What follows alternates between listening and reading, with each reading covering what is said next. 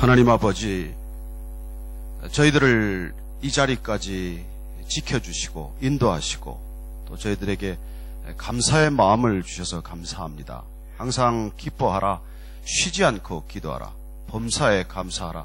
이는 그리스도 예수 안에서 너희를 향하신 하나님의 뜻이니라 그렇게 말씀해 주셨고, 그 말씀 기억하고 저희들의 날마다의 삶 가운데 주님께 감사를 넘치듯 올려드리는 그리스도인의 삶이 되게 하여 주옵소서. 주님께서 오늘 받으신 이 예물들이 흩어지는 곳마다 물이 바다를 덮음같이 주의 생명이 전해지고 주님의 말씀이 선포되는 놀라운 기적들이 일어나게 하시고 그치지 않게 하여 주옵소서.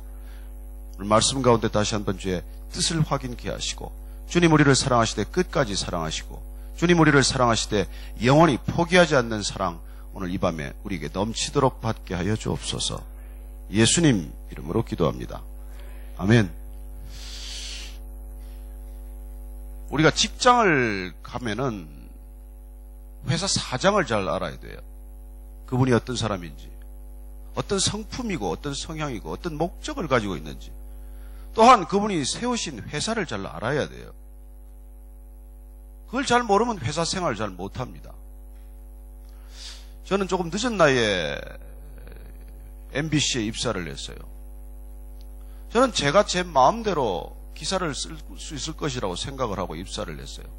근데 그렇지 않았습니다. 회사가 가지고 있는 입장이 있고, 사장이 가지고 있는 생각이 있고, 또 그 사장을 보좌하는 임원들이나 그런 사람들의 생각이 제 생각과 달랐어요. 제 생각대로 회사 생활이 됐겠습니까? 아니요. 엄청난 고난을 겪었습니다. 내 고집대로 하다가, 내가 하고 싶은 대로 하려고 하다가 직장 생활이 그토록 힘들었던 것이죠. 교회는 어떨까요? 교회 나오면 가장 잘 알아야 될 게 하나님입니다. 하나님을 알기 위해서 나오는 것이죠. 그리고 우리가 하나님을 모른다면 이곳을 평생 다녀도 아무 소용이 없어요. 하나님 다음에 뭘 알아야 될까요? 하나님의 뜻을 알아야 합니다. 하나님의 뜻이 대체 무엇인지, 그리고 하나님의 나라를 알아야 돼요. 예수님께서 이 땅에 하나님 나라를 선포하러 오셨습니다. 때가 가까웠느니라 하나님 나라를 선포하셨어요. 우리는 그 하나님 되심이 어떤 것인지를 알아갈 때 하나님 안에서 누리는 상상할 수 없는 은혜가 있다는 것입니다. 사도 바울이 하나님을 안다고 생각했어요. 하나님을 누구보다도 잘 안다고 생각하고 누구보다 잘 섬긴다고 굳게 자신이 믿었지만 그렇지 않다는 걸 깨달은 것이죠. 누구 때문에요? 예수님을 만났더니 그 예수님이 곧 하나님이심임을 깨닫게 되었더니 그의 인생 전체에 상상할 수 없는 변화가 시작이 됩니다. 그 예수님을 통해서 그는 하나님이 누구신지를 알게 된 것이죠. 하나님의 이름은 처음 소개되는 것이 출애굽기 3장 14절 말씀입니다. 모세가 떨기나무 앞에서 하나님의 음성을 듣습니다. 그가 호렙산 기슭기슭을 안다는 것이 어디 있겠어요? 그러나 그날따라 불이 붙었지만은 타지 않는 떨기나무를 보았습니다. 그게 하나님의 불이었어요. 여러분, 불은 모든 것을 살라서 죄를 만듭니다. 그러나 기억하십시오. 하나님의 불은 죄를 만들지 않습니다. 인간의 열심은, 인간의 열정은 때로 사람들을 상처 주고 사람들에게 아픔을 안겨주고 어쩌면 그 자신의 열정이 누군가를 불사르겠지만 하나님의 열심, 하나님의 열정, 하나님의 불은 꺼지지 않는 불이에요. 그 불은 우리를 태워서 소진시키는 것이 아니라 우리를 소성시키는 그런 불입니다. 저는 오늘 이 밤에 여러분들이 하나님의 불을 받게 되기를 바랍니다. 그 불 받아야 끝까지 가요. 그 불이 없으면 가다가 지쳐서 못 갑니다. 그리스도인의 삶은 혼자 힘으로 못 가는 삶이에요. 그리고 우리가 예수님께서 십자가를 질 수 있었던 것도 하나님의 불이 임한 것이죠. 그분은 성령으로 잉태되셨어요. 그러나 요단강에서 세례를 받고 올라오실 때에 그는 하나님의 음성을 들었다는 것이고 하나님의 불을 받은 것이죠. 그래서 십자가까지 걷게 되는 것입니다. 그래 하나님 아버지께서 내가 너를 사랑한다, 내가 너를 기뻐한다는 음성을 들으면 진정한 공생애가 시작이 돼요. 여러분, 하나님을 만나야 퍼블릭 라이프가 시작이 돼요. 그 전까지는 전부 프라이빗 라이프예요. 그리스도인은 삶 자체가 퍼블릭 라이프예요. 왜요? 나 자신만을 추구하는 인생이 아니니까.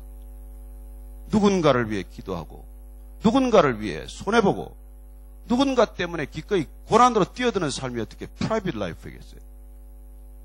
그런 퍼블릭 라이프가 시작이 된다는 점에서 우리는 하나님의 음성이 반드시 들어야 할 음성이고 그분께서 우리를 사랑하신다는 것, 그분이 나를 기뻐한다는 그 믿음의 첫 자리가 분명치 않으면 우리는 공생애를 시작할 수 없습니다. 주님께서 말씀하셨듯이 그렇게 하나님의 사랑받는 자가 되었고 하나님을 전심으로 사랑하는 자가 되면 그러면 그런 사람들이 모인 공동체가 교회라는 것입니다. 그 교회 공동체는 서로 사랑하는 공동체예요. 서로가 서로를 사랑하되 서로가 남을 나보다 낮게 여기는 겸손한 공동체고 그리고 진정으로 주님 앞에 무릎 꿇고 주님 앞에 오체 투지하듯 그렇게 엎드려서 경배드리는 곳. 그리하여 나는 사라지고 오직 주의 영광만 가득한 예배를 통해서 교회는 예배 공동체가 되는 것이죠. 오늘 우리가 읽은 바울의 고백 선언은 그 교회 공동체가 지향해야 할 바를 다시 한번 우리에게 일러주고 있고 그 출발점을 확인해 주고 있는 말씀입니다. 그가 이런 선포를 할 수 있었던 까닭은 그가 하나님이 누구신지를 예수 그리스도를 통해서 분명히 확인했기 때문이죠. 구약의 하나님은 그 이름을 밝혀주셨습니다. 말씀드린 대로 모세를 통해서 하나님은 하나님 당신의 이름을 처음으로 밝혀주셨어요. 그러나 뜻밖에도 그 이름은 이름이 없다는 것입니다. 출애굽기 3장 14절에 나오는 하나님의 이름은 히브리어로 에흐예, 아쉐르 에흐예. 영어 성경은 그렇게 번역을 해놨어요. I am who I am. 미래로 번역해도 무방합니다. I will be who I will be. 우리 한글 성경들은 나는 스스로 있는 자니라. 정확한 번역은 뭐예요? 나는 나다예요. 나는 나다.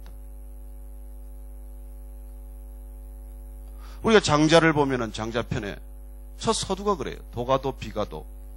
도를 도라고 그러면 이미 도가 아니다 라는 말이 있습니다. 어쩌면 우리가 하나님을 이름 지어 부르는 순간 하나님을 놓치게 되겠죠. 하나님은 나는 나다라고 선언함으로써 그걸 우리말로는 또 자존자라고도 번역을 해요.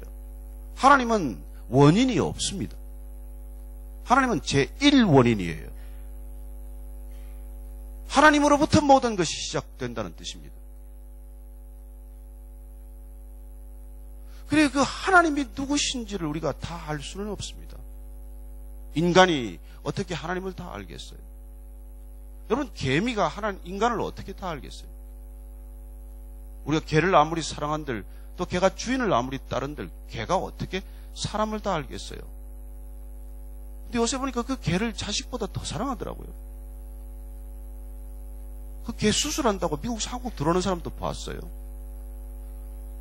저는 여러분들이 개를 좋아하는 건 좋지만 너무 사랑하지 않게 되기를 바랍니다. 짐승을 너무 사랑하니까 사람을 사랑하지 못하더라고요. 그래요. 하나님의 이름은, 하나님께서 밝혀주신 그 당신의 이름은 나는 자존자라는 것이고 하나님은 원인이 없다는 뜻이에요. 인간은 원인이 있죠. 우리는 왜 이 땅에 존재하는지 그 이유가 있는 사람들이에요. 우리는 자존자가 아닙니다. 우리는 타존자들이에요. 그래, 우리가 하나님을 알기 시작하면, 하나님이 누구신지를 알기 시작하면 우리는 비로소 하나님의 사랑에 조금씩 눈을 뜨게 되는 것이죠. 알 수 없는 하나님이지만, 그러나 우리가 점점 신앙의 여정을 가면서 도대체 하나님은 나하고 어떤 관계를 맺기 원하시나? 하나님은 나하고 무슨 일을 하기 원하시나? 하나님은 어떨 때 기뻐하시나? 그런 것들이 우리 안에 점점 다가오기 시작을 하는 것이죠. 그러나 결정적으로 이스라엘 백성들은 하나님이 누구신지를 놓쳤어요. 가나안 땅에 들어갈 때 하나님께서는 하나님이 택한 백성들이 살아가는 모든 그 시스템을 갖추어 주셨지만은 그들은 블레셋이나 가나안 7부족들이나 인근 국가들이 살아가는 그런 왕 제도를 부러워하기 시작을 했어요. 그들은 왕이신 하나님을 부담스러워한 것이죠. 여러분, 왕이신 하나님 안에서 자유함을 누리는 것을 부담스러워한 것이죠. 하나님 없는 자유를 추구한 것이죠. 인간이 인간에게 구속받는 왕 제도를 달라고 그렇게 떼를 쓴 것이죠. 사무엘 선지자가 통곡합니다. 그러나 하나님께서는 떼를 쓰는 인간에게 때로 져주신다는 것입니다. 왕을 주라고 말씀하십니다. 여러분, 자녀들 키워보시면 알겠지만 그냥 떼를 쓰기 시작을 하면 때로 그 소원을 덜어주어요. 부당한 것이지만 왜 그러실까요? 그래요. 스스로 돌이키는 날을 기다리시는 것이죠. 사랑한다는 것은 그런 것입니다.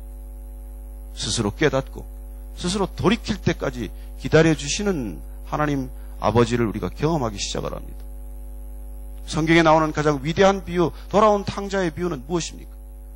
그 아버지의 마음을 그렇게 절절히 표현한 비유가 어디 있겠어요? 여러분, 유대 땅에 아버지 멀쩡 살아계신데 유산을 요구하는 것은 그건 돌에 맞아 죽는 행위예요. 그러나 하나님 아버지는 멀쩡히 눈 뜨고 있는 아버지에게 유산을 요구하지만 그 유산을 주십니다. 다 탕진할 것을 알지만, 어떻게 그 돈을 써서 어떻게 알거지가 될지를 다 아시지만, 그러나 유산을 주어서 내보내요. 무엇 때문에 그걸 허락하실까요? 여러분, 하나님께서는 하나님을 알 수만 있다면, 하나님의 사랑이 어떤 것인지를 깨달을 수만 있다면, 하나님의 사랑을 정말 그가 온 몸으로 받아들이고 깨달을 수만 있다면, 그런 집을 나가는 것까지도 허락하시는 하나님의 마음이라는 것이에요. 저는 우리 육신의 아버지들이 자녀 사랑을 그렇게 할 수만 있다면 이 세상에 무너지는 가정이 어디 있겠어요? 그런 아버지의 마음을 우리가 품고 산다면 빗나갈 자녀들이 어디 있겠습니까? 그럼 모든 문제는 여기서 비롯되는 거예요. 여러분, 우리가 불량스러운 자녀들을 밖으로 배출해 놓은 결과 이 세상은 망가지기 시작했었고 돌이키기 어려운 지경으로 치닫게 되는 것이죠. 그 아들이 돌아올 때 하나님께서는 하늘 아버지의 마음은 신발도 신지 않은 채 뛰어나가서 돌아오는 아들, 거지가 된 아들, 몸에서 냄새가 나는 아들, 안기에도 부담스러운 아들을 그렇게 기쁘게 맞아주십니다. 단 한 가지 이유, 그가 아들이기 때문에, 돌아왔기 때문에. 그래, 그 아버지 마음을 성경은 처음부터 끝까지 하나님의 사랑으로 기록해두고 있습니다. 그런데 왜 예수님께서 이 땅에 오셔야 했습니까? 무엇 때문에 예수님께서 이 땅에 오셨습니까? 예수님께서 그 곡해된 아버지의 사랑, 아버지의 사랑으로부터 멀리 벗어나서 아버지가 누구인지를 새까맣게 잊어버린 이스라엘 땅, 그 백성들을 향해서 이 땅에 오셔서 예수님께서 가르쳐 주신 것은 또다시 하나님이 누구신지에 관한 얘기예요. 이스라엘 백성들은 하나님을 때로 아버지라고 불렀습니다. 그러나 이스라엘 백성 전체를 하나님과의 관계에서 아버지라는 표현을 썼지만 예수님이 이 땅에 오셔서 처음으로 하나님을 아빠라고 부르라고 소개하십니다. 마태복음 6장의 주기도문 우리가 배우는 그 기도는 하늘에 계신 우리 아버지라고 번역이 되어 있지만 아람어로는 아빠예요, 아빠. 여러분, 하나님이 아빠라는 것입니다. 아빠가 무슨 종교입니까? 아빠를 종교로 만들면 컬트예요. 예수님께서는 이 땅에 오셔서 하나님이 아빠라는 것을 가르쳐 주시고 아빠라고 부르며 기도하도록 가르치시고 그리고 본인이 끝까지 아빠라고 부르며 기도하셨습니다. 사도 바울이 두 번 그 표현을 써요. 호 파테르. 헬라어로는 father죠. 그러나 파테르 곧 아바라는 아람어를 첨언해 둡니다. 파테르라는 표현 가지고는 아빠라는 뜻을 담지 못해요. 여러분, 아버지라고 부르는 것과 아빠로 부르는 것은 어감이 달라도 너무 달라요. 우리는 아빠라고 부르면서 어른인 채 행동할 수 없습니다. 저는 여러분들이 죽는 날까지 하나님을 아빠라고 부를 수 있게 되기를 바랍니다. 예수님이 그렇게 가르치셨고 그분이 그렇게 기도하셨으니까. 우리가 비록 대표 기도를 하고 공중 기도를 하기 때문에 하나님 아버지라고 부를 수밖에 없을지 몰라도 여러분들이 홀방에서 기도를 하건 혼자 기도를 하건 묵상 기도를 하건 어디서 기도를 하건 하나님이 아빠이심을 가르쳐준 예수님의 기도를 꼭 기억하시게 되기를 바랍니다.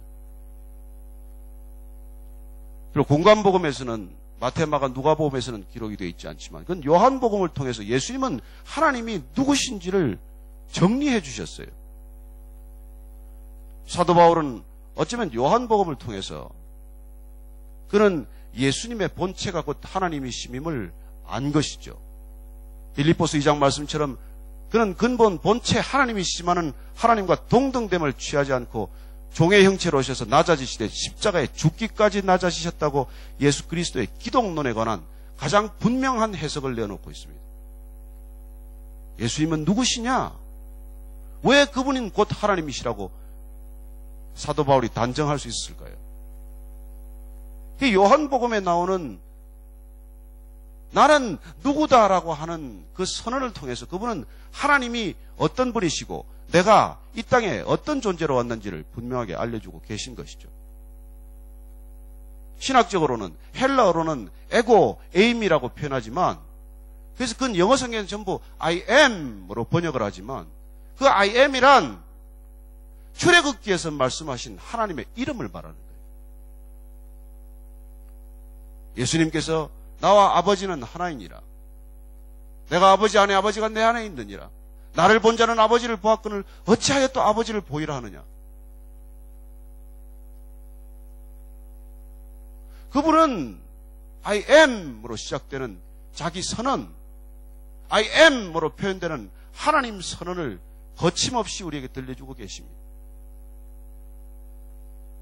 저는 여러분들이 예수님이 하나님이심을 굳게 믿으시게 되기를 바랍니다. 한경직 목사님 돌아가시기 전에 그분을 따르고 존경하던 목사님들이 몇 분 가서 이제 목사님 떠나실 텐데 저희들에게 목회를 위해서 좀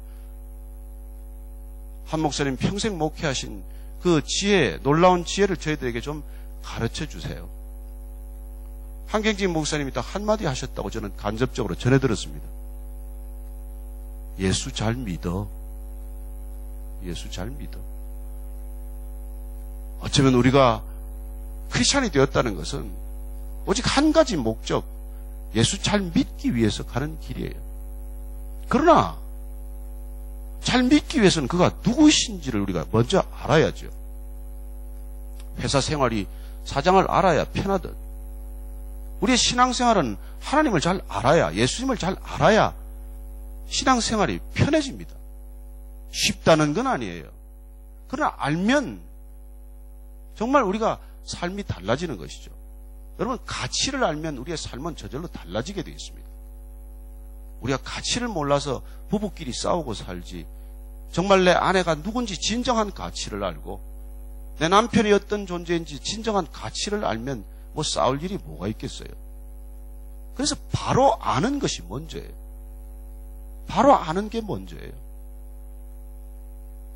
여러분, 기독교는 자기 체험이 중요하지 않은 건 아니에요. 영적 체험이 중요하지 않은 건 아니에요. 그러나 그게 먼저가 아니에요.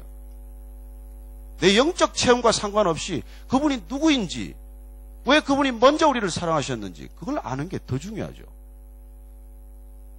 그래, 요한복음에서 선포하시는 예수님의 자기 선언은 놀랍게도 7가지로 그분께서 선포해 주십니다.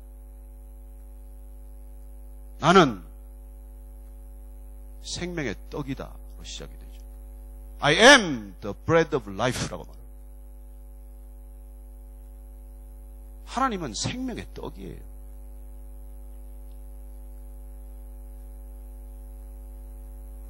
나는 세상의 빛이라고 말합니다. I am the light of the world라고 말하죠. 나는 양의 문이다. I am the gate of sheep. 나는 선한 목자다. I am the good shepherd. 나는 부활이요 생명이라고 말씀합니다. I am the resurrection and the life. 나는 길이요 진리요 생명이다. I am the way, the truth, the life. 끝으로 그분께서는 나는 포도나무다. 넌 가지라고 말씀하십니다. I am the vine tree. 예수님의 자기선은 곧 예수님께서 하나님이 누구신지를 알려주신 이 표현 가운데 주목해야 할 것이 있습니다. 그 어떤 표현도 종교적인 용어가 아니라는 것입니다. 그분은 이 땅에 기독교를 창시하러 오신 분이 아니에요. 그분은 하나님이 누구신지를 보여주고 들려주기 위해서 오신 분이에요. 하나님은 생명이세요. 하나님은 빛이세요. 우리가 먹는 밥이 종교입니까? 우리가 날마다 경험하는 빛이 종교예요? 우리가 날마다 출입하지 않고 살 수 없는 문이 무슨 종교입니까? 중동지방에서 우리가 날마다 친근하게 우리가 대하고 일상 같이 살아가는 목자가 무슨 그분이 종교인입니까?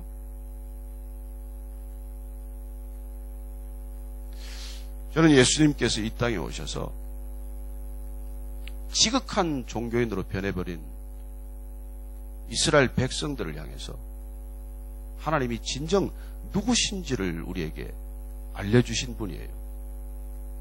여러분, 예수님은 종교가 아니라 종교 이상이에요. 저는 그래서 그분을 소개할 마땅할 단어가 없어서 메타 릴리전이라는 말을 제가 하나 만들었어요. 여러분, 우리는 피직스, 물리의 세계만 가지고 사는 게 아니에요. 우리는 물리적 세계만 경험하고 사는 존재가 아닙니다. 그래서 우리는 메타피직스라는 게 있어요. 그건 물리세계 이상이죠. 물리세계 너머의 세계를 우리는 철학적 세계라고 부릅니다.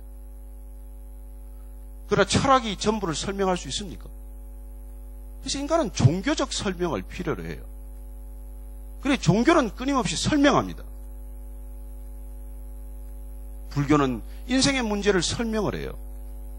우리 모든 인생의 문제를 설명할 수 있다고 설명해 놓은 것이 윤회론이고 인과론이에요.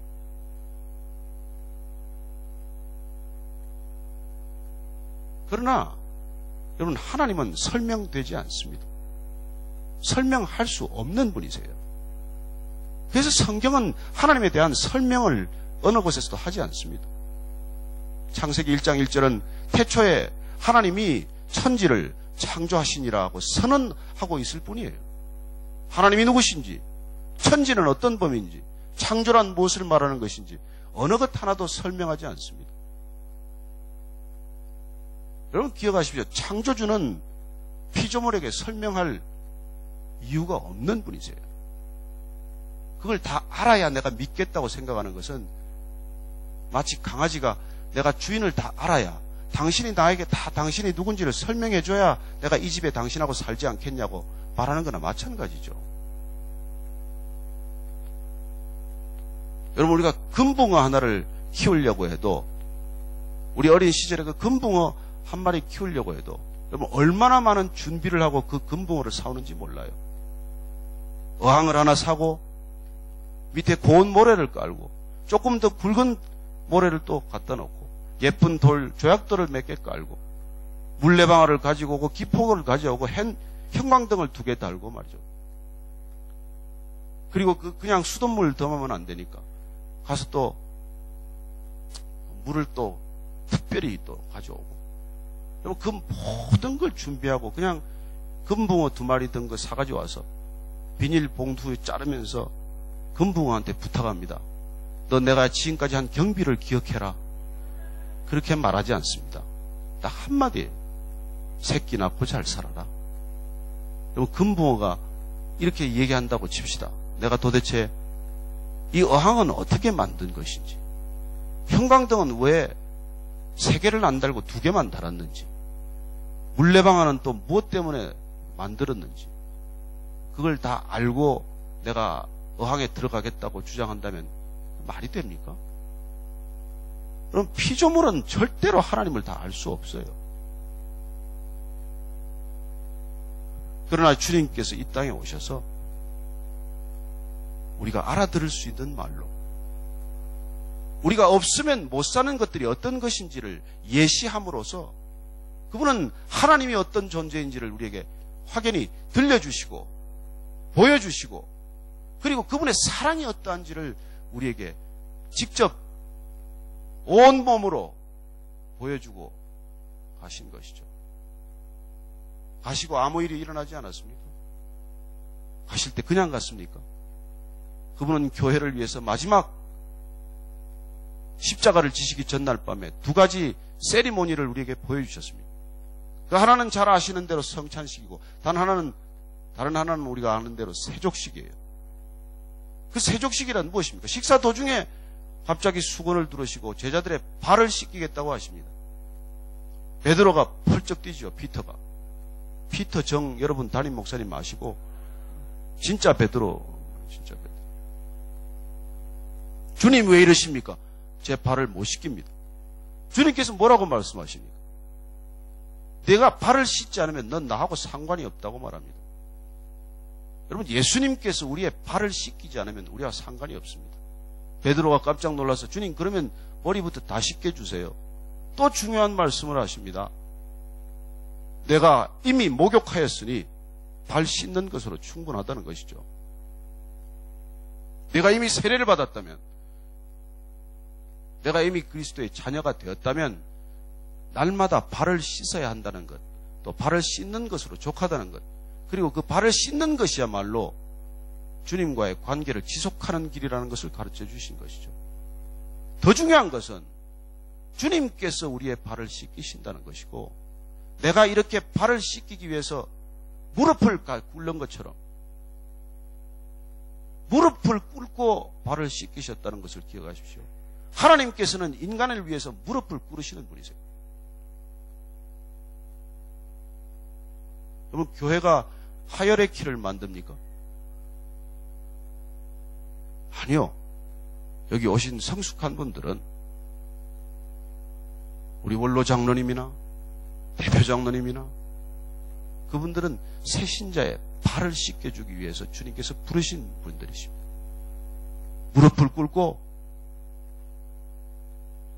가장 낮은 자세를 취하는 것이 교회라는 것이죠. 교회가 어떤 모습으로 앞으로 탄생될 것인지를 주님께서 가르쳐 주십니다. 그 하나가 세족식이에요. 내가 너희들에게 누구냐? 스승이 제자의 발을 씻기는 것. 하나님이 인간의 죄악을 담당하는 것. 그게 교회임을 가르쳐 주신 것이죠. 성찬식이란 무엇입니까? 주님께서 너희가 내 살을 먹고 내 피를 마셔야 될 것이다. 이미 이 성찬식을 하기 전에 주님께서는 주님을 따르는 무리들을 향해서 이 메시지를 선포하셨어요. 기적을 바라는 무리들, 병이 낫기만을 바라는 무리들, 도대체 내 눈에 보이는 것이 아니고서는 주님을 이해할 수도 따르지도 못할 그 사람들을 향해서 주님께서는 의도적으로 흩어버리기 위해서 그 메시지를 선포하십니다. 너희들이 내 살을 먹고 내 피를 마셔야 할 것이다. 저 말은 듣기 어렵도다. 우리들은 식인종이 되라고 하는 건가? 하나씩 둘씩 떠나기 시작을 했습니다. 예수님께서 제자들을 불러 둘러보고 다시 물으십니다. 너희들도 떠나려느냐? 또 베드로가 대답하죠. 영생의 말씀이 있사온데 우리가 어디로 가겠습니까? 그래요. 베드로는 헛다리를 잘 짚지만은 때로는 정답을 가장 많이 맞췄죠. 그러나 그렇게 메시지를 선포하셨던 주님께서 십자가를 지시기 전날 밤에 그렇게 제자들을 앉혀놓고 마지막 성찬을 하시면서 이 살을 먹고 피를 마시지 않으면 그 또한 나와 상관이 없다는 것을 말씀하고 계신 것이죠. 여러분, 그분의 생명을 우리가 먹지 않으면, 그분의 생명과 하나 되지 않으면 우리는 그리스도인으로 살 수 없는 존재예요. 그분의 생명이 내 안에 들어와야, 내가 그분의 생명 안에 있어야. 그래서 사도 바울은 그냥 끊임없이 그리스도 안에를 외치기 시작하는 것이죠. In Christ and Christo. 바울의 생각은 온통 그 생각이에요. 그리고 그 주님이 어떤 분인지를 알았기 때문에 그는 오늘 밤 우리가 읽은 이 본문 말씀대로 끊어질 수 없는 그리스도의 사랑을 알게 된 것이고, 이 끊어질 수 없는 그리스도의 사랑 때문에 그는 우리가 익히 하는 대로 1차, 2차, 3차 선교 여행을 겁없이 다니기 시작하는 것이죠. 여러분, 제가 여기 요한네스버그 온다는데도 거기가 위험하다, 가지 말라, 뭐 그런 사람도 있고, 여러분, 하물며 2000년 전에 사도 바울이 다니던 곳은 어땠을까요? 그런 고백합니다. 강의 위협, 도적의 위협, 40의 가만매를 그렇게 얻어맞고 말이죠. 왜 그가 그렇게 다녔을까요? 무엇 때문에 그는 그런 선교를 자청하고 나섰습니까? 주님께서 이방인을 위해 택한 그릇이라고 알려주시긴 하셨지만, 그러나 왜 그가 끊임없이 움직이는 그리스도인이 되었을까요? 안주하는 그리스도인이 아니고, 왜 그는 안디옥 교회에 그냥 머물러 있지 않고 그렇게 마케도니아로, 아가야로, 갈라디아로, 데살로니카로 그렇게 다니는 그런 선교적 삶이 펼쳐졌을까요? 끊어지지 않는 그리스도의 사랑에 묶인 바 되었기 때문이죠. 우리가 예전에 이렇게 그 우주 유영하는 그림을 여러분들이 기억하실 것입니다. 지구 밖에서 전송되어 온 그 그림을 보면 우주를 유영하는 우주인, 우주 비행사의 모습을 떠올려 보십시오. 딱 하나 연결되어 있는 선, 라이프라인, 그 생명선 하나에 연결되어 있기 때문에 우주 밖으로도 나가는 거죠. 여러분, 생명선에 연결되어 있다는 그 굳은 팩트와 믿음이 있으면 나가는 것입니다. 우주선 밖으로도 나갈 수 있는 거예요. 그래서 서로 사랑함으로써 교회가 탄생했다면은 그리스도의 사랑에 끊이지 않는 이 사랑에 묶여있다는 것, 메인바 되었다는 것이 있으면 우리는 어디론가 떠나게 되는 존재가 되는 것이죠. 저는 그런 점에서 여러분들이 이 땅까지 오신 것을 축복합니다. 그리고 이 땅에 영문도 모르고 왔다가 예수님 만난 것을 더 축복합니다. 돈 좀 벌어볼까 왔지만 와서 예수님 덜컥 만난 걸 축복하는 것이죠. 여러분, 그것보다 수지 맞는 게 어디 있습니까? 저는 사실 개인적으로 예수 믿고 나서 잘 된 게 별로 없어요. 뭐 사장하다가 뭐 비서 기사 다 번지고 스탁 옵션 다 내버리고 뭐 더 잘 게 뭐가 있어요. 세상 사람들은 나를 보면 바보 같다고 다 얘기할지 모르죠. 그러나 여러분 기억하십시오. 예수님을 따른다는 것은 비교할 수 없이 잘 되는 길이에요. 여러분, 세상의 눈으로 보면은 뭐 하나 잘 되는 게 없을지 몰라도, 그러나 여러분들이 영혼의 눈을 뜨고 그리스도의 심장을 가지고 우리의 삶을 추적을 하기 시작을 하면 여러분, 비교할 수 없이 잘 되는 삶이에요. 이거 놓치면 안 됩니다. 세상 사람들은 잘 가는 것 같지만 여러분, 생명선에서 끊어져 있는 사람이에요. 겁없이 우주 유영을 하겠다고 나가서는 안 될 사람들이 밖으로 나간 거예요. 그러나 저와 여러분은 그리스도의 사랑에 묶인 바 되었기 때문에 우리는 주님의 명령에 순종하는 데 어려움이 없어요. 주님께서 마지막 명령은 무엇입니까? 너희는 가서 모든 족속으로 제자를 삼고 아버지와 아들과 성령 이름으로 세례를 주고 내가 내게 분부한 모든 것을 가르쳐 지키게 하라. 볼지어다 세상 끝날까지 내가 너희와 항상 함께 있으리라. 여러분, 세상 끝날까지 우리와 함께 있다는 것 기억하십시오. 여러분, 그거 있으면은 뭐가 두렵습니까? 뭐가 힘듭니까? 뭐가 그렇게 볼멘 소리가 나올 게 있어요? 저는 여러분들이 끊어지지 않는 그리스도의 사랑에 묶여있는 존재라는 것을 한시도 잊지 않게 되기를 바랍니다. 거기 묶여 있어야 여러분 그 다음 일이 진행이 되는 것이죠.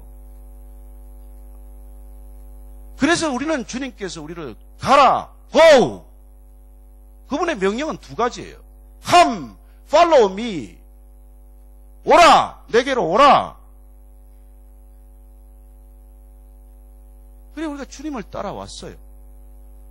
그러나 때가 되면 주님께서는 다시 go! 가라고 명령하는 것입니다. 그렇게 갈 때 우리가 확인해야 될 것은 내가 묶여 있냐는 것이죠. 내가 그리스도의 사랑에 묶여 있기만 하면 떠나는 것이 어렵지 않습니다. 여러분, 교회는 sitting capacity가 아니에요. 교회는 sending capacity입니다. 여기 많은 사람들이 앉아있다고 교회가 큰 교회 아니에요.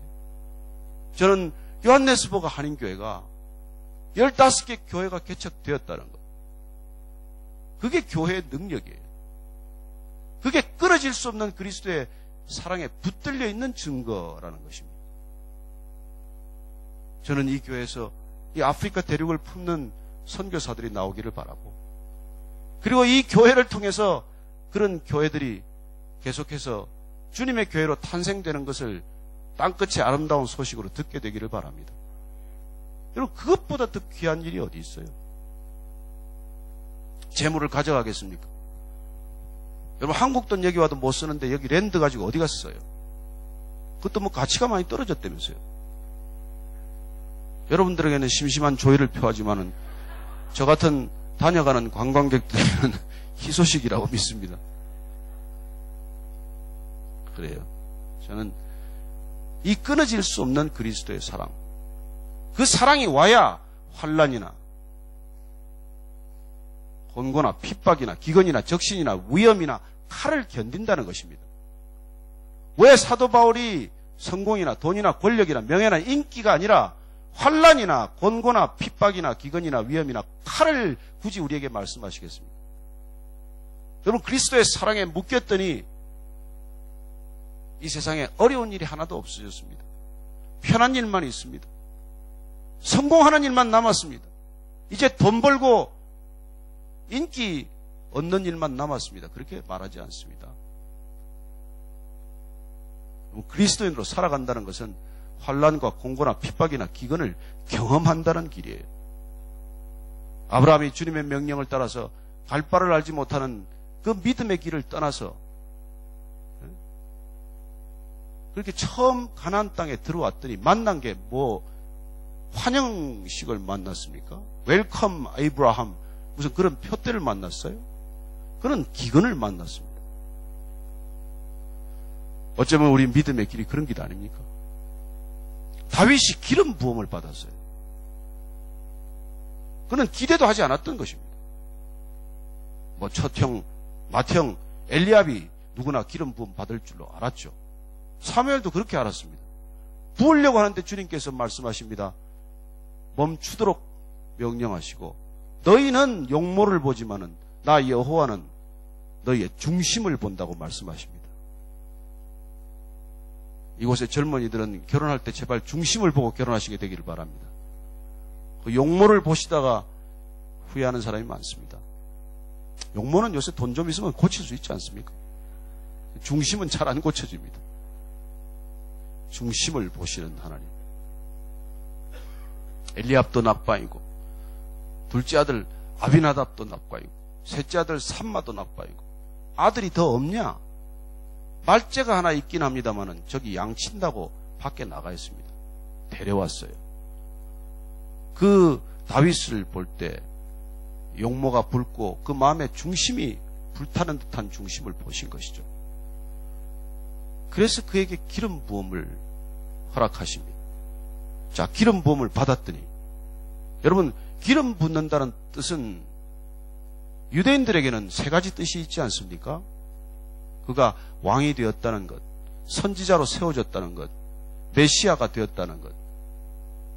나중에 주님 때는 메시아로서의 뜻으로 대충 방향이 정해졌지만 그때만 해도 기름 붓는다는 건 왕이 된다는 뜻이 더 강했고 제사장으로 세움받는다는 뜻이 더 강했을 것 아닙니까? 그래 왕이 된다는 걸 다 알았어요. 온 가족이 다윗에게 기름을 부을 때 이제 이 상교가 왕이 되겠구나 하는 걸 알았어요. 그러면 그 다음 날부터 무슨 일이 일어나야 되지 않습니까? 무슨 일이 일어났어요? 여러분, 다윗은 여전히 그 다음 날도 양 치러 갑니다. 저는 여러분들이 방언받고 금방 선교사로 안 가게 되기를 바랍니다. 성령의 은사가 나타났다고 금방 무슨 일을 하겠다고 나서지 않게 되기를 바랍니다. 여러분, 기름 부음을 받아도 다윗은 계속해서 양을 치고 있었어요. 심지어 전쟁에 나간 세 형들에게 심부름까지 가야 됩니다. 세 형이 블레셋과의 싸움터에 그 유명한 골리앗이 나타난 전장에 자비량으로 다 가서 전장에 있을 때 그 아버지 이새가 하필이면 다윗을 불러서 심부름을 시켜요. 가서 전쟁이 길어지는데 네 형네들 뭐 먹을 게 남았나 좀 봐라. 이거 좀 갖다 줘라. 치즈 덩어리하고 건포도 하고 뭐 이런 걸 잔뜩 지어가지고 그건 40km나 되는 길을 보냅니다. 그때 다윗이 군말에 있습니까? 저 같으면 그랬을 거예요. 아버지, 제가 예전에 다윗이 아니지 않습니까? 아버지, 저도 이제 기름 부음 받은 자입니다. 넷째를 보내시죠. 군말 없이 그는 갑니다. 가서 환영받았습니까? 아니요. 형 엘리압이 벼락같이 고함을 질러요. 너 자식아 구경 났니? 여기 구경거리 났어? 여기 왜 왔어? 아니, 형 먹을 걸 가져왔으면 땀을 흘리고 거기까지 왔으면 정상적인 형이라면은 야, 다윗 고생했다. 뭘 그렇게 지고 왔니? 너 좀 쉬어라. 그늘에서 좀 쉬어라. 그게 형이 동생한테 해야 될 얘기 아닙니까? 근데 엘리압이 왜 그렇게 화가 났어요? 본인이 기름 부음 받지 못했기 때문이죠. 여러분, 사람은 정직하게 화내지 않습니다. 부부싸움 하는 거 보면 사실 정직한 이유는 다 감춰놓고 요즘 술을 좀 많이 마신대나 원래 술 많이 마셨어요. 연애할 때 더 먹었어요. 그렇게 벼락같이 화를 낼 때 다윗이 그 유명한 물맷돌 5개 중에 하나를 꺼내서 형의 이마에 명중을 했으면 어떻게 되겠어요? 다윗은 소년원에 가요. 소년원에서 일생이 끝난다고요. 여러분, 그는 골리앗에 화를 냈지 형 엘리압에게 화를 내지 않습니다. 오늘날 수많은 교회가 골리앗은 얼굴도 못 쳐다보고 엘리압과 싸우고 아비나답과 다투고 삼마와 갈등을 빚다가 선교 한번 못하고 문 닫는 교회가 많습니다. 우리가 정말 골리앗과 맞닥뜨릴 때 어떤 일이 일어날 것인지 우리가 믿음으로 준비하고 정말 우리 안에 싸워야 할 일과 싸워서는 안 될 일을 분별한다면은 저는 하나님께서 우리 바울 선생에게 주셨던 놀라운 지평을 허락하실 것이라고 믿습니다. 내 입을 크게 열라. 내가 내 입을 채우리니 열방을 유업으로 주겠다고 약속하실 것입니다. 그러면 또 불평할지 모르죠. 주님 뭐 열방까지는 주실 것 없고 앞에 가게나 하나 주세요. 여러분, 주님은 타협하지 않습니다. 우리가 변하지 않으면 주님을 변화시키려고 애써서는 안 됩니다. 변함없는 하나님을 변화하라고 요구해서는 안 됩니다. 왜 우리가 하나님의 뜻을 알아야 합니까? 그분이 변치 않기 때문에 그분의 뜻을 알아야 되는 거예요. 그분이 타협이 없기 때문에 그분의 뜻을 우리가 분명히 쫓아가야 되는 것입니다. 그 뜻을 아무리 변절해서 누군가 알려줄지라도 여러분, 베레아 성도들은 설교 듣고는 그 설교 말씀이 성경에 합당한지 안 한지 집에 가서 찾아봤어요. 확인했어야 되는 것이죠. 그래서 그들은 더욱 gentleman like 니스가 있었다는 것입니다. 저는 여러분들이 정말 말씀을 늘 상고하고 그리고 성경에 비추어 생각하는 그 놀라운 습성 때문에 그리스도를 날마다 닮아가시게 되기를 축복합니다. 그래야 여러분 이 길을 가지요. 환난이나 곤고나 핍박이나 기근이나 적신이나 위험이나 칼이와도 갈 수 있는 길, 그 길을 주님께서 가도록 우리에게 능력을 부어주신다는 것입니다. 여러분, 그리스도인들은 장애물을 치워달라고 기도하지 않습니다. 장애물을 딛고 장애물을 그걸 장애가 아니라 디딤돌로 딛고 넘어갈 능력과 담대함을 달라고 기도하십시오. 그래서 오늘 바울이 고백하는 것이죠. 우리가 그 불의 능력이 우리에게 오면 우리는 넉넉히 이긴다고 말씀하시는 것이죠. 주님께서도 그렇게 선언해 주셨습니다. 너희들이 세상에서는 환난을 만나지만은 담대하라. 내가 세상을 이기었노라. 십자가 지기 전이세요? 십자가가 여러분 져서 진 겁니까? 아니요. 내가 넉넉히 이겼기 때문에 십자가를 지신 것 아닙니까? 여러분, 십자가가 두렵습니까? 이제 십자가를 지지 않으면 안 될 시대가 지금 날마다 우리 가까이 오고 있습니다. 태도를 결정해야 할 거예요. 배교자가 늘어날 것입니다. 이단은 더욱 많아지겠죠. 우리가 성경으로 돌아가지 않으면, 주님께로 돌아가지 않으면, 십자가로 돌아가지 않으면, 세상 것들에 흔들리면 우린 갈수록 더 힘들어질 것입니다. 그러나 우리에게 어떤 환난과 공고나 핍박이나 기근이나 적신이나 위험이나 칼이 올지라도 주님께서 이미 이기신, 넉넉히 이기신 싸움에 우리가 동참하고 있다는 것을 기억하게 되시기를 바랍니다. 이 싸움은, 이 전쟁은 내게 속한 것이 아니오 오직 여호와께 속한 것이라. 너희는 칼과 단창으로 나오지만은 나는 만군의 여호와 이름으로 나가노라. 이게 다윗의 선포 아닙니까? 뭐가 가진 게 있습니까? 사울 왕이 갑옷을 입혀주려고 하고 무기를 주려고 하고 세상 모든 것들로 장비를 갖춰주려고 하지만은 다윗은 그걸 의지하지 않겠다는 것이죠. 저는 여러분들이 만군의 여호와만을 의지할 수 있게 되기를 바랍니다. 그래야 두려움이 없지요. 이 싸움은 여러분 두려움의 싸움이에요. 여러분들이 두려워해서는 이 싸움을 못 싸웁니다. 우리는 미리 죽는 죽음을 경험했기 때문에, 우리는 이미 사망에서 생명으로 옮겨졌기 때문에, 우리 안에 이미 영생의 생명이 우리에게 선물로 주어졌기 때문에, 우리는 그 생명으로 날마다 구원을 이루어가고 있기 때문에 여러분 두려워하지 않고 끝까지 이 길을 동행하는 놀라운 믿음의 삶이 된 것이죠. 그래요, 오늘 바울이 끊어질 수 없는 그 사랑, 예수 그리스도 사랑의 본질, 그 사랑의 능력, 거기에 묶여있기 때문에 그는 어떤 고난도 두려워하지 않고 오직 부활에 참여하겠다는 한 가지 열망을 가지고 그는 신앙의 길을 끝까지 가는 것이죠. 저는 여러분들이 이 선한 싸움을 싸우셨을 때 우리 안에 시작하신 그분께서 이 선한 싸움을 끝까지 이끌어 가실 것이라는 것을 기억하십시오. 이 싸움은 내가 싸울 수도 없고 내게 속한 싸움도 아니고, 여러분 인간은 영적인 존재와 싸울 능력이 없어요. 어떻게 보이지 않는 존재와 우리가 싸웁니까? 우리는 보이지 않는 존재와 싸워봐야 백전백패예요. 그래서 우리는 그분 안에 있기로 결정한 것이고 그분 안에서만이 이 싸움을, 선한 싸움을 끝까지 싸울 수 있기 때문에 그렇게 우리는 날마다 나아가는 것이죠.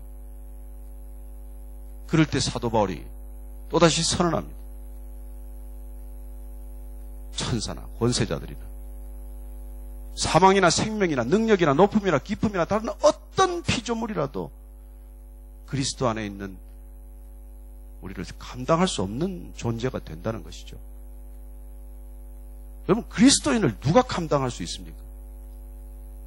여러분, 왜 두려워하십니까? 경기가 두렵습니까? 여러분, 세계 경기는 더 어려워질 거예요. 그러나 세계 환경이 어떻건 두려워하지 마십시오. 두려움은 이미 진 거예요.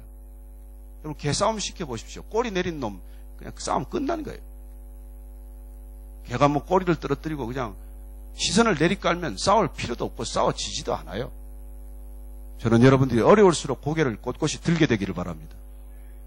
내 안에 두려움이 찾아오면 얼른 무릎을 꿇게 되기를 바랍니다. 주님, 그렇습니다. 이 싸움은 내게 속한 것이 아닙니다. 주님과 함께 나아가게 하여 주옵소서. 주님 붙들고 나아가게 하여 주옵소서. 주님 가라는 곳이면 어디든 가겠습니다. 여러분, 그때 이미 승리한 싸움을 싸우기 시작한 것이죠. 여러분, 곳곳이 다 어렵습니다. 남아공만 어렵지 않습니다. 미국은 더 할까요? 덜 할까요? 여러분, 동성애가 진행되는 과정을 보십시오. 누가 그렇게 비유하더라고요. 누가 말 못하는 무슨 노화자가 하나 있다고 정상적인 사람들한테 수화를 다 배우고 수화로 통화하래요. 여러분, 그런 시대가 지금 오고 있지 않습니까? 왜요? 우리가 졸다가 생긴 일이에요. 우리가 우리끼리 싸우다가 생긴 일이라고요. 우리가 구조선을 유람선으로 착각한 때문이죠. 여러분, 주님께서는 교회를 구조선으로 만드셨지 유람선으로 만들지 않았습니다. 우리끼리 조싸우니 여기 초막셋을 짓고 우리끼리 즐겁게 살자고 한 게 아니에요. 저는 교회가 요람에서 무덤까지 케어하는 소셜 웰페어 시스템이 아니라는 걸 기억하게 되시기를 바랍니다. 주님께서 그거 하려고 교회를 만든 게 아니에요. 그분은 이 싸움을, 선한 싸움을 끝까지 싸우도록 할 수 있기 위해서 우리를 부르셨고 우리를 서로 사랑하도록 그렇게 우리에게 도전하셨고, 그리고 바울처럼 끊어지지 않는 그리스도의 사랑에 매이기만 하면 그는 땅끝까지 가는 사람이 되기 때문에 그분의 목적은 교회를 통해서 이 땅에 하나님 나라를 선포하는 것이고, 교회를 통해서 온 땅끝까지 주의 복음을 증거하는 것이고, 그래야 사도 바울은 서바나까지 가는 것이 꿈이었지 않습니까? 로마에서 비록 참수당했지만 어떤 학자들은 서바나까지 갔다고 말하는 사람도 심지어 있어요. 어찌됐건 그는 선교여행을 멈추지 않고 다니는 놀라운 사람이 된 것이죠. 제가 여기 못 올 것 같다고 제가 정원일 목사님한테 말씀드렸더니 순교하러 오세요. 그래서 제가 뭐 찍소리 못하고 왔습니다만은, 그래 어쩌면 우리에게 순교란 가장 영광스러운 일이에요. 그러나 김선일 형제처럼 이라크에서 참수당하는 순교, 그 순교도 위대한 순교지만 여러분, 방지일 목사님처럼 104세까지 날마다 순교하는 것도 더 위대한 순교라는 걸 기억하십시오. 그럼 그게 더 어려워요. 여러분, 스님으로 살고 신부로 사는 게 쉽습니까? 결혼해서 사는 게 쉽습니까? 어느 쪽이 순교예요? 제가 살아보면 살아볼수록, 아내와 30년을 넘어 살아볼수록 이게 순교지, 그거 없이 사는 게 무슨 순교예요? 그거 없다고 말이죠. 술도 먹게 하고 담배도 피우게 하고 그게 뭐예요 도대체? 저는 여러분들이 배우자와 함께 날마다 순교할 수 있게 되기를 바랍니다. 우리가 거기서 순교해야 밖에서 순교가 시작이 돼요. 거기에서 순교 못하면 밖에 나와서는 쇼하는 겁니다. 웃고 넘어갈 일이 아니에요. 여러분, 크리스찬의 삶은 인티그리티예요. 크리스찬의 삶은 어카운터빌리티예요. 그냥 남 보라고 뭐 여기 와서 이 소리하고 저기 와서 저 소리 하는 존재가 아니지 않습니까? 제가 예수 믿고 나서 제일 놀란 게 세상 사람들은 이중적이에요. 집에서 하는 소리 다르고 밖에서 하는 소리 다른데 크리스찬은 삼중적이에요. 집에서 다르고 직장에서 다르고 또 교회에서 달라. 집사님, 장로님 부를 때 그렇게 거룩하더니 뭐. 그게 세상이 싫다는 거 아니에요. 그게 지금 젊은 세대가 싫다는 거 아니에요. 왜 차세대가 교회 안 와요? 부모의 믿음, 선배들의 믿음 가지고는 도저히 그걸 못 견디겠다는 거예요. 그나마 오는 이유는 경배와 찬양 스타일의 이 음악 때문에 잠깐 왔다가 하는 거지. 제가 대학생들 집회 가면 너무 한심해. 1시간 동안 뛰고 뭐 찬양하고 놀다가 말씀 시작하면 졸기 시작. 아니 이거 말씀 듣자고 시작한 집회지 그게 찬양하자고 시작한 집회예요. 그렇게 변질되고 말았어요. 우리가 정말 그리스도의 사랑 여기에 포커스 되지 않으면 우리는 수많은 것들에 그 마음과 관심을 빼앗기고 말 겁니다. 그러나 여러분, 그리스도에 묶인 바 되면 갈수록 쉬워요. 단순해요. 크리스천은 심플 라이프예요. 그걸 주님께서는 가장 자유로운 삶이라고 말씀하십니다. 내 말이 너희 안에 거하면 너희가 진리를 알지니 진리가 너희를 자유케 하리라. 아멘 하십니까? 여러분, 세상 가운데 자유 없습니다. 저는 세상에서 마음껏 자유롭겠다고 그렇게 마음껏 술도 마시고 마음껏 취미생활 해봤지만 여러분, 다 묶일 것밖에 없어요. 골프 좋아하니까 골프에 묶이더라고요. 그 더운 여름에 쇠작대기 한두 개도 아니고 13개씩이나 짊어지고 그 들판에 뭐 손바닥만 구멍 좀 크게 뚫으면 어떻습니까? 그 발로 차면 어떻고 손으로 던져놓으면 어때요? 왜 꼭 쇠작대기 해야 되는 거예요? 끊고 보니까 그게 제일 어리석은 운동이에요. 시간은 5시간, 6시간 잡아먹질 않나? 여러분, 밖에 헬스클럽 가서 30분만 뛰어도 그보다 더 운동되는데 그걸 5개, 6시간씩 그렇게 우리가 하지만 그걸 어리석다고 생각하지 못하잖아요. 그러나 여러분들이 가신다면 한 가지 목적으로 가야 돼요. 안 믿는 사람 하나 데리고 가세요. 가서 기부도 좀 주고 밥도 좀 사 먹이고 그거 하기 위해서 골프도 필요한 거고 그거 하기 위해서 뭐 낚시도 필요한 거지 우리끼리 뭐 잘 먹고 잘 살자고 하는 겁니까? 저는 여러분들이 무엇을 하든지 간에 이 끊어지지 않는 그리스도의 사랑에 묶인 바 되어서 그 사랑이 내 삶을 통해서 내 24시간을 통해서 흘러 넘치게 되기를 축복합니다. 그때 우리는 정말 그리스도의 제자다, 크리스찬이다 그런 말씀을 듣게 되는 것이죠. 저는 여러분들이 이 땅에 와서 철치 고어로 인생이 끝나지 않게 되기를 바랍니다. 저는 여러분들이 10년, 20년의 신앙생활이 썬데이 크리스찬으로 만족하지 않게 되기를 바랍니다. 여러분들의 예배가 여기서 문을 나가는 순간부터 새로운 예배가 시작되기를 바라고 그리고 여러분들이 날마다 말씀을 읽지 않고서는 신문부터 TV부터 안 보게 되기를 바라고 그리고 날마다 아침에 음성을 듣 때 내가 너를 사랑하노라 그 음성 끊어지지 않는 사랑에 붙들려서 어떤 고난이나 환난이나 위험이나 기근이나 적신이나 칼이라고 할지라도 두려워하지 않게 되기를 바랍니다. 온전한 사랑은 두려움을 내어주었습니다. 왜 우리가 그 사랑에 묶여야 합니까? 그 사랑에 묶일 때만이 우리는 두려움에서 벗어나기 때문이고 그 사랑에 묶일 때만이 우리는 비로소 하나님의 나라가 우리의 삶을 통해서 임하는 것을 목격하는 증인이 되기 것이기 때문입니다. 주님께서는 우리를 증인으로 부르셨습니다. 그렇게 사랑에 묶인 자들의 삶은 곧 증인된 삶이죠. 그리스도가 우리를 통해서 증거될 때 그분의 말씀이 우리의 삶 가운데 증언될 때 그때 주님께서는 저와 여러분을 통해서 영광을 받으실 것이라고 믿습니다. 주님께서 덜 우리를 부드럽게만 사랑해주면 얼마나 고맙겠습니까? 그러나 여러분들 여기 신앙의 선배들 다 경험하셨듯이 처음에는 얼마나 기도도 덜컥덜컥 응답이 됩니까? 별 기도해도 다 응답이 되더니 점점 가면 왜 기도는 그렇게 힘들어질까요? 여러분, 그러면 우리가 성숙하고 있다는 증거예요. 저도 초기에 너무 잘 들어주셔가지고 장로들이 저한테 기도 부탁했어요. 우리 원래 장로님들 기도 잘 안 되니까 대체 새신자한테 부탁하지 않습니까? 이 장로님 안 그러시겠죠. 여기 장로님들. 근데 정말 제가 주님의 사랑에 눈물을 흘렸던 때가 많습니다. 제가 신학교 가서 정말 심장 수술을 3번 하고 입이 2번 돌아가고 다행히 오른쪽 왼쪽으로 돌아서 지금 균형이 잡혔으니까 그나마 정 목사님이 초청을 해주셨지 2번 오른쪽으로 돌아갔으면 초청하셨겠습니까? 돌아가는 것도 다 주님의 선하신 뜻이 있어요. 모든 것이 합력하여 선을 이룬다고 말씀하지 않습니까?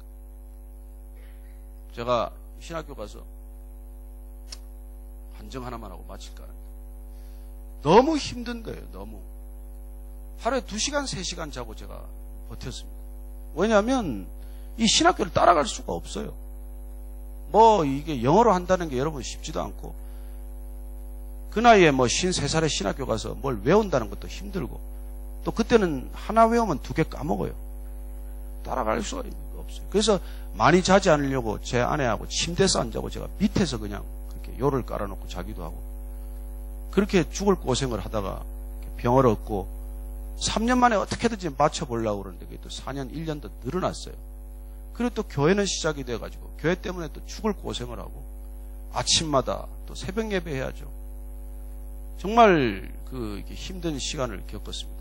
그러다가 어느 날 그렇게 또 심장 수술을 하고 집에 누워있는데 눈물이 하염없이 나는 거예요. 그리고 아내는 계속해서 물어요. 당신 진짜 음성 제대로 듣고 왔어? 아니 음성 듣고 왔는데 입은 왜 돌아가?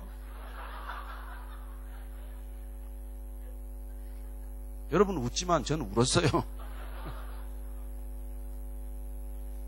근데 어느 날 이제 아내가 이제 그렇게 막 한바탕 하고 나면은 기도할 데도 없어요. 그 좁은데 어디 있겠습니까? 신학교 기숙사라는 게 뭐 투베드룸이 말이 투베드룸이지 콧구멍만한 방이에요. 애들 고등학교 다니는 애가 있고 말이죠. 그런데 이제 왜 여기 보면 이렇게 옷 걸어놓는 클로셋이 있지 않습니까? 거기 딱 방석 하나 놓으면 그냥 겨우 그냥 몸 하나 들어갈 그런 공간이에요. 거기서 이제 주로 뭐 엎드려서 기도하다가 울고불고 기도하다가 근데 갑자기 기도하는데 말이죠. 갑자기 추어탕 생각이 나는 거예요. 그래도 명색이 전도사인데 주님께 추어탕 기도를 못하지 않습니까? 주님 제가 이렇게 몸이 허하졌는데 추어탕만 먹게 해주세요. 이런 기도를 자존심이 상해서 못하지 않겠어요? 그래도 나라와 민족을 위해서 기도하고 조국의 교회들을 위해서 기도하지 제가 어떻게 전도사 다 버리고 왔는데 그 추어탕을 놓고 기도를 하겠습니까? 그래서 그냥 그 기도는 안 하고 기도를 끝냈는데 그로부터 정확히 열흘 후에 밤 11시가 좀 지난 시간에 문을 두드리는 거예요. 누군가 봤더니 제가 섬겼던 온누리교회 장로님이 서울서 오신 거예요. 손에 들려있는 게 뭐겠어요? 10인분을 연희동에 있는 월순옥이라는 데 가서 제일 맛있는 집을 찾아가가지고 그걸 10인분을 사서 얼려가지고 뉴욕까지 가지고 왔는데 뉴욕에서 비행기가 보스턴 오는 게 다 결항이 돼서 눈이 내리기 시작을 해서 그래서 자기 일정상 도저히 오늘 밤에 전해줘야 되는데 이 시간을 놓칠 수가 없어서 차를 렌트를 해가지고 뉴욕에서 보스턴까지 그걸 싣고 와서 밤 11시에 문을 두드리고 그걸 전해주고 12시에 다시 또 뉴욕으로 내려갔어요. 그 추어탕을 받아든 순간 제 심정이 어땠겠어요? 그렇게 할렐루야 얘기 안 나옵니다. 밤새 울었어요. 주님이 그렇게 섬세하신 분이구나. 내가 기도하지 않았는데도 그 마음을 다 아시는구나. 그럼 어떻게 내가 그 장로님한테 전화를 했겠어요? 오라고 방문을 요청했겠어요? 무슨 추어탕 얘기를 한 번 한 적이 있겠어요? 그분하고 한 번도 추어탕 같이 먹은 적도 없습니다. 그래요, 여러분. 저는 여러분이 정말 주님을 사랑하면 주님께서 여러분의 마음의 중심을 다 보고 계십니다. 먼저 하나님의 나라와 그 의를 구하면 정말 모든 것을 더 하시는 주님이십니다. 우리의 탐욕을 채우는 분이 아니에요. 우리의 욕심을 채워주는 분이 아닙니다. 그러나 자녀의 필요를 외면하지 않는 주님이시라는 것을 기억하십시오. 그 사랑은 끊어지지 않는 사랑이에요. 그 사랑에 한번 붙들리면 저는 여러분이 어떤 고난도 해석이 되는 고난, 어떤 고난도 그 의미가 깨달아지는 고난, 그래서 그 고난이 장차 다가올 영광과 비교할 수 없는 것이라는 것을 분명히 알고 여러분들은 담대하게 이 길을 가게 될 것입니다. 기도하겠습니다. 우리 오늘 같이 한번 기도하십시다. 주님이 저희를 얼마나 사랑하는지 저희들이 가끔 잊어버립니다. 십자가의 뜻도 십자가의 의미도 때로는 잊어버리고 삽니다. 주님, 다시 한번 아버지 사랑, 아빠의 사랑을 깨닫게 하고 기억하게 하여 주옵소서. 그렇게 한번 중심을 다해서 기도하십시다. 하나님 아버지, 주님 우리를 사랑하시되 얼마나 사랑하시는지 우리가 때때로 잊어버립니다. 하나님, 우리의 필요를 외면하지 않는 하나님, 악한 아버지라도 그 아들에게 누가 생선을 달라 하는데 뱀을 주겠느냐? 누가 떡을 달라 하는데 돌을 주겠느냐? 그런 아버지인데 우리 아버지를 때로는 놓치고 그 아버지의 마음을 우리는 때로 잊어버립니다. 주님, 오늘 우리가 정말 주님께서 우리를 사랑하실 때 얼마나 사랑하시는지 사도 바울이 고백한 것처럼 끊어지지 않는 사랑, 그 사랑에 묶인 바 되게 하여 주옵소서. 주님, 우리가 주의 사랑에 묶인 바 되어 날마다 주의 사랑, 날마다 감격하며 감동하며 눈물 지으며 가는 믿음의 길 되게 하여 주옵소서. 마지못해 가는 길이 아니고, 가다가 돌아서는 길이 아니고, 가다가 주저앉는 길이 아니고, 오직 주의 길, 주의 믿음으로 날마다 걸어가는 아름다운 길 되게 하여 주옵소서. 주님과의 동행이 아름다운 동행 되게 하시고, 놀랍게도 주님의 말씀이 내 안에 마음판에 새겨져서, 주님이면 족합니다. 말씀이면 족합니다. 성령님이면 족합니다. 그렇게 고백하는 저희의 믿음 되게 하여 주옵소서.